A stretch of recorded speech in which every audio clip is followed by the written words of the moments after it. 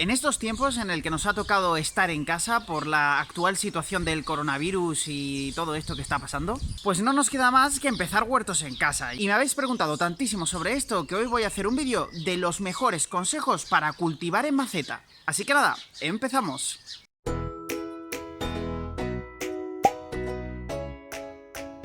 Si has llegado hasta este vídeo es porque probablemente estás pensando en cultivar en macetas, ya que tienes poco espacio o simplemente porque tienes una terraza que la quieres rellenar de cosas útiles. Pues deciros que tener un pequeño huerto en macetas es súper fácil y solo hay que tener en cuenta algunos consejos que os vamos a dar en este vídeo. Seguro os habréis fijado ya en estas plantas que tengo aquí. ¿Sabéis qué son?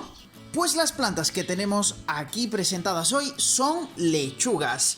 Esta magnífica lechuga que tenemos aquí, que se ha puesto enorme en esta maceta, es una lechuga rizada, ¿vale? Esta es la típica que se suele poner en ensaladas para decorar o para darle un toque diferente, ¿vale? Como veis, ha crecido muchísimo, está en esta maceta y así se os pueden poner a vosotros sin ningún problema siguiendo estos consejos.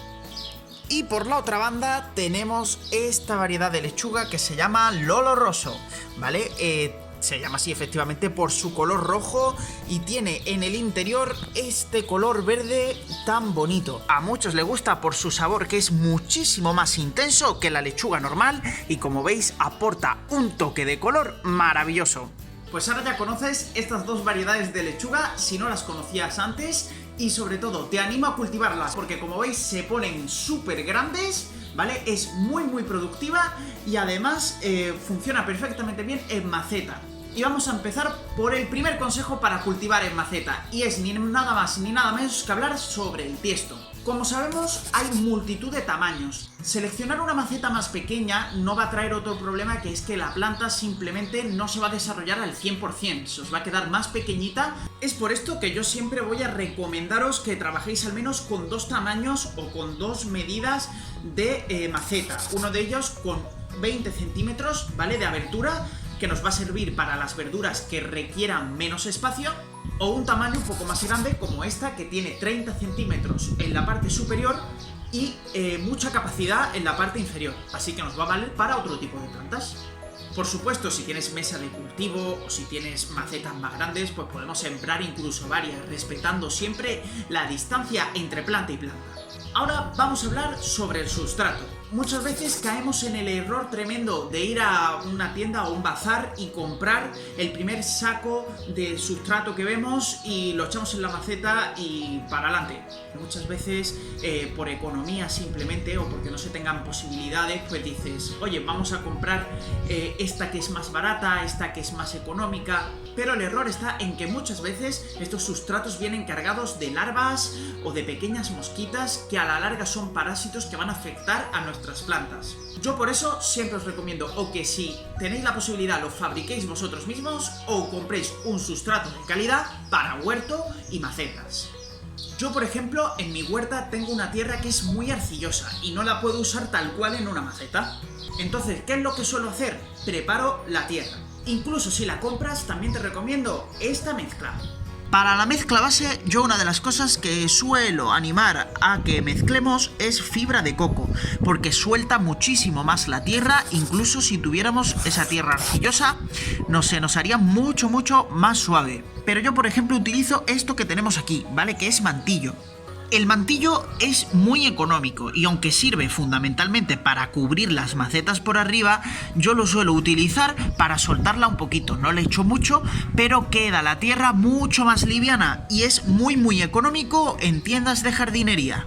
Y mi otra gran recomendación es esto que tenemos aquí, el humus de lombriz. El humus de lombriz es muy interesante que lo agreguemos a las macetas, porque va a aportarle todos los nutrientes que las plantas necesitan, ya que como no van a estar en una tierra, digamos, normal o en la huerta, esto nos va a enriquecer muchísimo la maceta.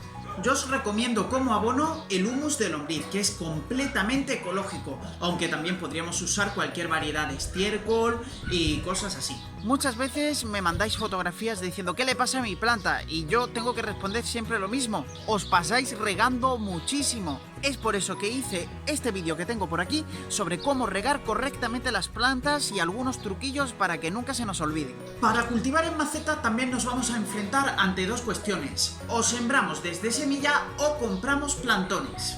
Si queremos germinar nuestras propias semillas, te recomiendo que visites este vídeo del canal, porque os enseño cómo preparar semilleros y os va a venir súper bien. Si elegimos la opción de comprar pequeños plantones, pues bueno, todo va a ser mucho más rápido, va a ser más fácil, y si lo queréis hacer, por ejemplo, para los niños, para que vean cómo crecen las plantas y demás, pues es también una alternativa para recoger las verduras prontito. Sea como sea, prepara un buen espacio y selecciona las verduras adecuadas. No nos vale, por ejemplo, sembrar unas zanahorias en una maceta así, porque la zanahoria, al ser de raíz, va a desarrollarse mucho en la tierra y necesita muchísima capacidad que no se la podemos aportar con una pequeña maceta. Es por eso que otras verduras, como por ejemplo las lechugas, incluso los tomates, que podemos entutonar en vertical, son verduras que podemos plantar perfectamente en maceta e ir guiando. Pero sobre todo, para seleccionar correctamente las verduras que queremos en nuestras macetas, tenemos que mirar de cuántas horas de luz o de sol disponemos. Muchos me habéis preguntado que por qué las plantas no se desarrollan o se me mueren o pasan millones de cosas. Y casi en la totalidad de esas veces es porque no reciben las horas de luz adecuadas.